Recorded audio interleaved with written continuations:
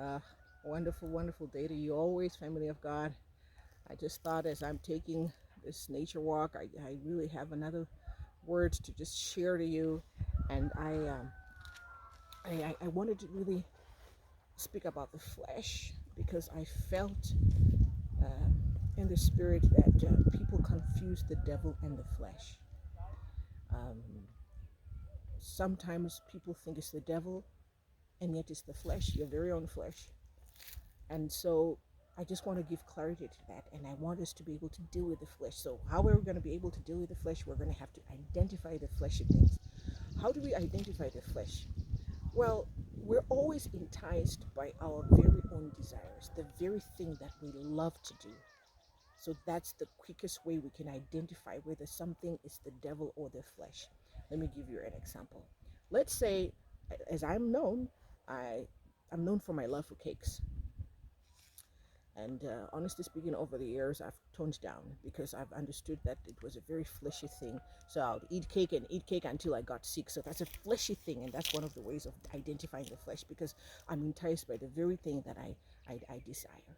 So where you can pray, you know, and pray and pray and pray, and you don't see breakthrough in a particular area, is because sometimes you're dealing with flesh, and the only way to have a breakthrough when dealing with flesh is to actually fast, because the flesh does not like fastings, and it's to actually intentionally move away from those things that are stumbling blocks. Let me give you another example. Let's say you're addicted to shopping.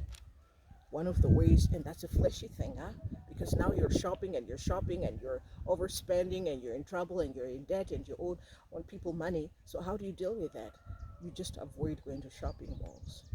That's another way of, so you can pray your heart out and go to shopping malls and nothing happens because it's a fleshy thing, and this is in the flesh. So I just want to read scripture, Romans chapter 8, verse 5. Those who live according to the flesh have their mind set on what the flesh desires. So it's very easy, right?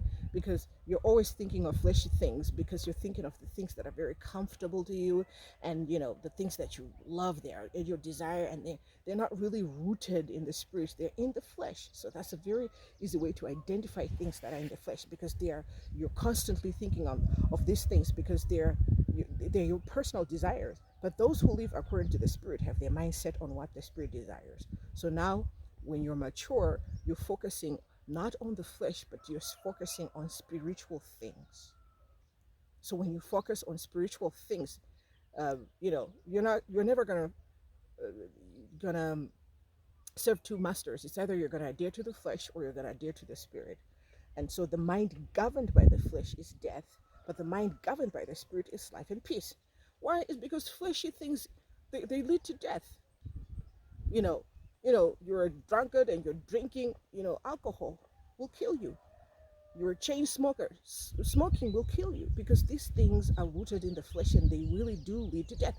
You overeat, you're going to die of obesity or diabetes because these things are fleshy. But the spirit things is you're growing in the spirit, you're feeding your spirit. So you're, you know, you're growing in love, in patience, in kindness, in all the fruits of the spirit. So that's life.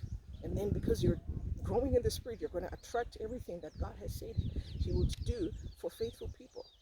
So that's what I wanted to just minister to you. I just wanted to remind us to keep our mind should be governed by the things of the spirit, because the flesh is out to destroy us. May this be a pleasant day.